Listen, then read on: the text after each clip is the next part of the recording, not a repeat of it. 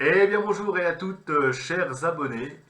Je suis très heureux de vous retrouver dans cette vidéo que je fais un petit peu à chaud puisque je viens d'aller voir le dernier volet, comme vous avez pu le voir en miniature, le dernier volet de Scream et je viens donc vous en parler ici pour vous donner un petit peu mon avis. Alors Scream 6, Scream 6, alors voilà, avec retrouve comme ça petit peu les héroïnes du premier. Il y a quand même Gina Ortega, Melissa Barrera, respectivement dans le rôle de Tara et Sam Carpenter, les sœurs Carpenter, qu'on avait vu déjà dans le 5, qui ont un lien avec le premier, puisque on sait que Sam Carpenter, on nous l'a appris, sans spoiler, si vous êtes là, c'est que vous avez vu un peu le 5, on sait qu'elle est la fille de Billy Loomis, et qu'elle a quelque chose comme ça, quelque chose dans l'ADN, essaye de se poser des questions.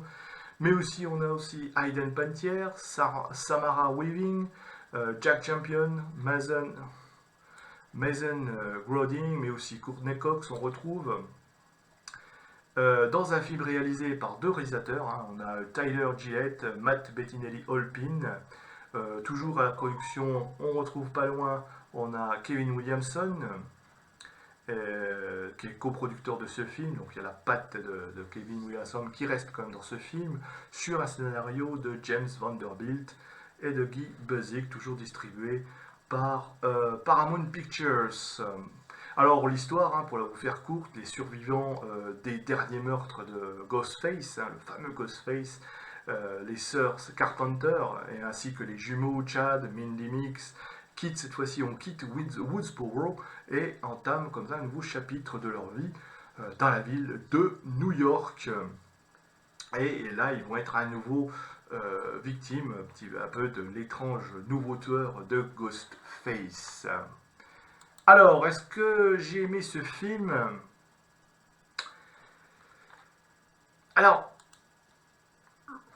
je vais pas vous mentir, c'est un film, j'ai passé un bon moment. J'ai passé un bon moment sur ce film, mais moi je lui ai mis 7 sur 10 parce que voilà, il y a des choses, on va revenir sur des choses. Alors oui, c'est du scream, c'est du serial killer, il n'y a pas tellement à se poser de questions, juste à regarder des mecs se faire trucider ou à essayer de découvrir le meurtrier. Alors oui, j'ai passé un bon moment, oui, il y a des bonnes scènes d'action, il y a des bonnes, mais c'est quand même pas, ça arrive pas au niveau des quand même des deux premiers, ça arrive pas à l'ambiance. Je rappelle que moi j'aimais bien, c'est vrai que j'aimais bien le premier Scream qui posait l'ambiance comme ça, la maison, les shows, tout ça, dès le prologue, etc., dès l'intrigue, on avait quand même comme ça une, bon, ça me dira, vous direz c'était le premier, c'était le premier qui posait. Mais là, alors oui, on a de nouveau un petit peu toujours la même trame, toujours la même trame des scrims, ça bouge pas, c'est-à-dire les appels au téléphonique, maintenant avec des appels portables, avec des textos même, puisque on est en 2023. Tout ça, la première victime dès le prologue. Mais, je veux dire, il n'y a plus de surprise. Il n'y a plus de surprise dans le scénario. Et si on a me fait bouger un peu son petit cerveau, ben on se dit que ouais, on trouve facilement. Enfin moi j'ai trouvé l'assassin principal rien qu'en regardant le film. Je veux dire, c'est tellement évident à un moment donné que voilà, il y a des personnages comme ça, si on suit, il n'y a pas trop de surprises et voilà, c'est ça que. Alors j'ai mis 7 sur 10 en note sur Sens Critique. Et je pense que ce film, voilà, c'est sympathique à regarder. Il y a du sang, c'est gore. J'ai compté au minimum, alors allez, en tout, avec les meurtres à la fin, etc., à la conclusion, j'ai compté au minimum à peu près une quinzaine de cadavres. Donc oui, c'est du scream qui en veut. Il y a des scènes qui sont marquantes et assez frappantes, très bien montées d'ailleurs, mais il y a plus, j'ai envie de dire qu'il n'y a plus l'ambiance des scrims d'autrefois. Voilà, c'est plus sombre, on va dire. Alors, et aussi un point qui m'a un petit peu gêné, c'est qu'on délocalise sur New York.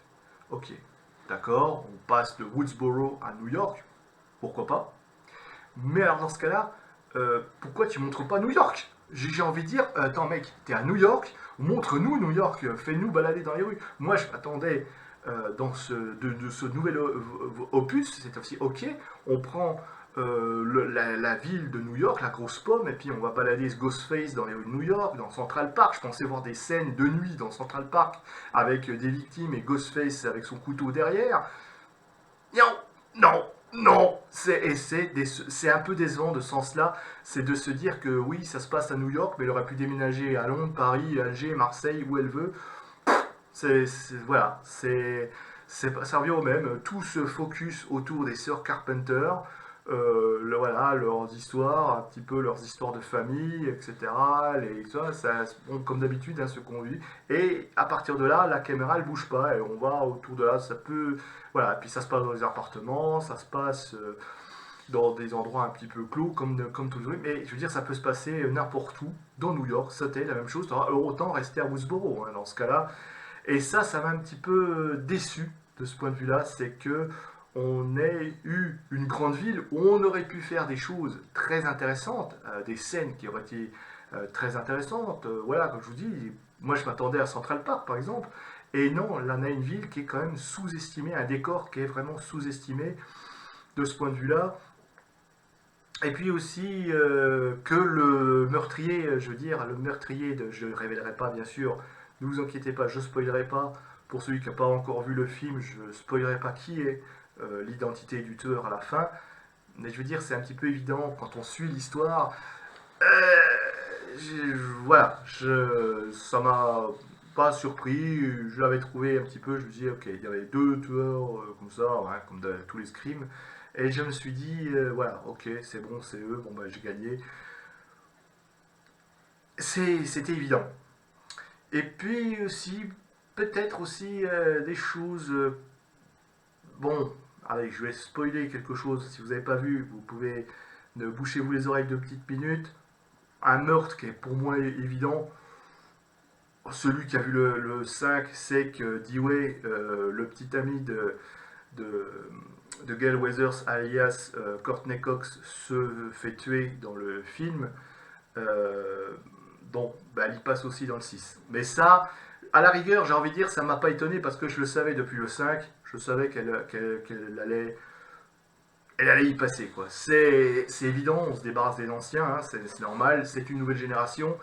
Bon, ça, à la rigueur, je veux dire, on s'y attend dans le 5 et on s'attend que toute l'équipe maintenant dégage, l'ancienne équipe, je veux dire des scrims, et face, voilà, on a des nouvelles actrices, on a une nouvelle équipe, une nouvelle.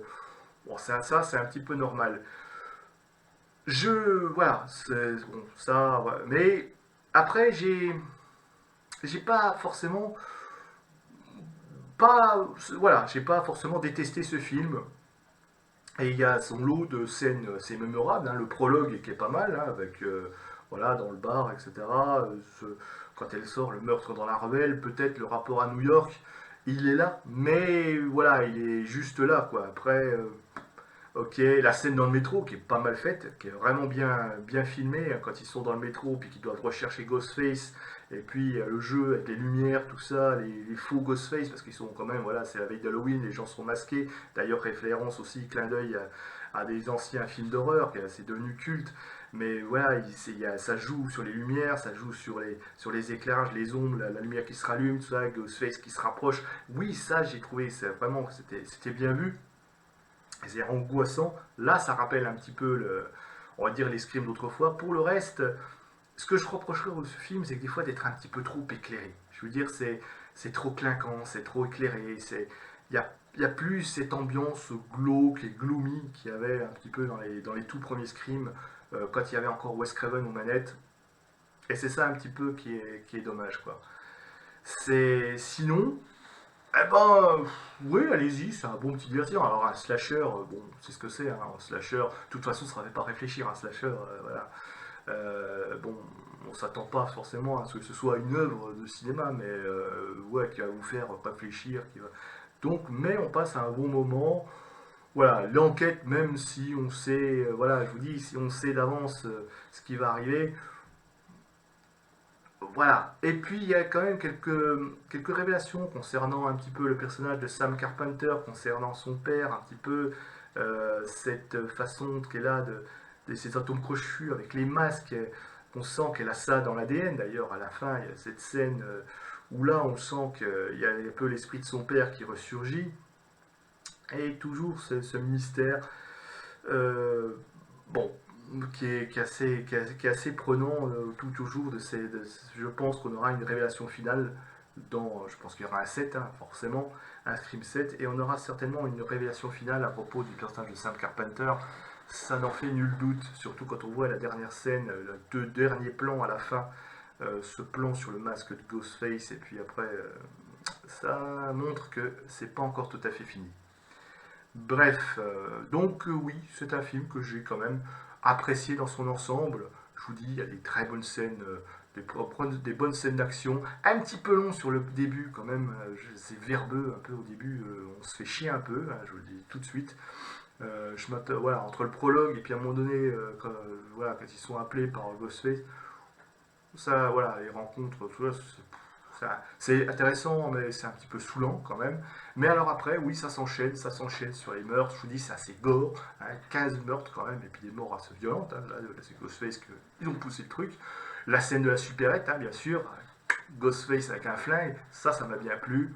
Pour une fois, hein, on change un petit peu, on montre que Ghostface peut utiliser un autre arme qu'une arbre blanche, et pourquoi pas.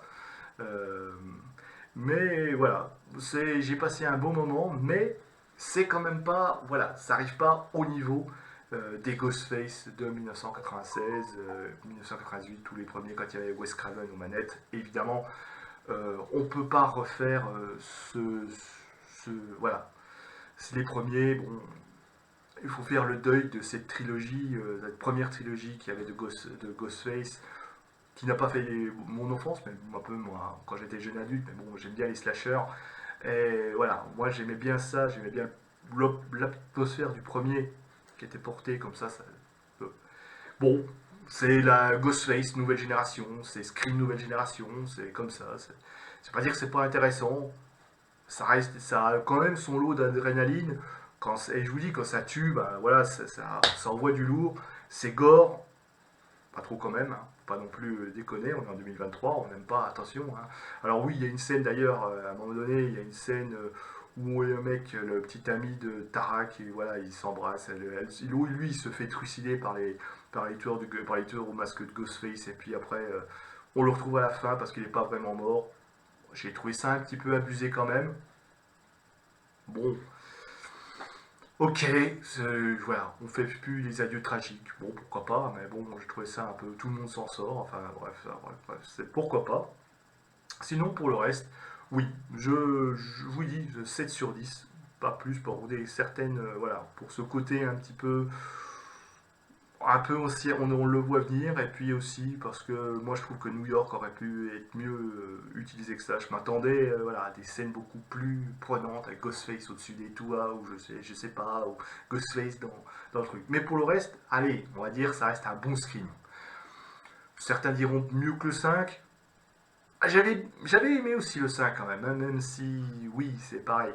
Mais mais pour moi, c'est du Ghostface de nouvelle génération. Alors, je suis peut-être un vieux con, hein, j'ai peut-être pu. Voilà, faut accepter de vieillir, faut accepter de dire que maintenant, une nouvelle génération verra comment la nouvelle génération va prendre ce Scream. Moi, je vous dis, je passe pas un mauvais moment dedans. Voilà, j'ai passé un bon moment, une bonne après-midi, bon après-midi, pardon. Voilà, ouais, j'aime bien quand voir des meurtres comme ça. Si vous voulez du meurtre, il y en a, et c'est, voilà. Mais c'est justement, c'est peut-être ce côté un peu plus gore qui le rend moins psychologique que l'étaient les premiers. Et c'est ça, voilà.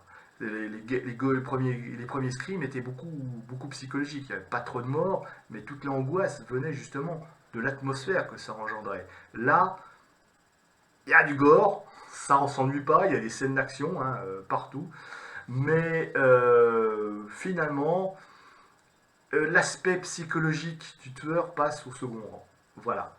Donc, exit la subtilité et bonjour l'hémoglobine. Voilà, donc mais je vous encourage quand même, si vous voulez aller le voir, allez le voir, hein, c'est pas, bon, on va pas dire qu'un slasher soit sympa dans le sens, mais c'est, voilà, ça fait passer un bon moment popcorn, quoi. Pour le reste, voilà, c'est quand même pas à la hauteur des premiers Scream. Voilà. Sur ce, mes amis, eh bien, je tends vos commentaires, vos réponses en commentaire. Si vous avez vu le film, si vous avez aimé, pardon pour les quelques spoilers, etc. que j'ai fait, un ou deux. Bon, on s'y attend, c'est pas vraiment un spoiler. Dites-moi si vous avez aimé, si vous n'avez pas aimé. Likez, partagez, diffusez cette vidéo. Et puis, moi, je vous dis à la prochaine vidéo et à bientôt.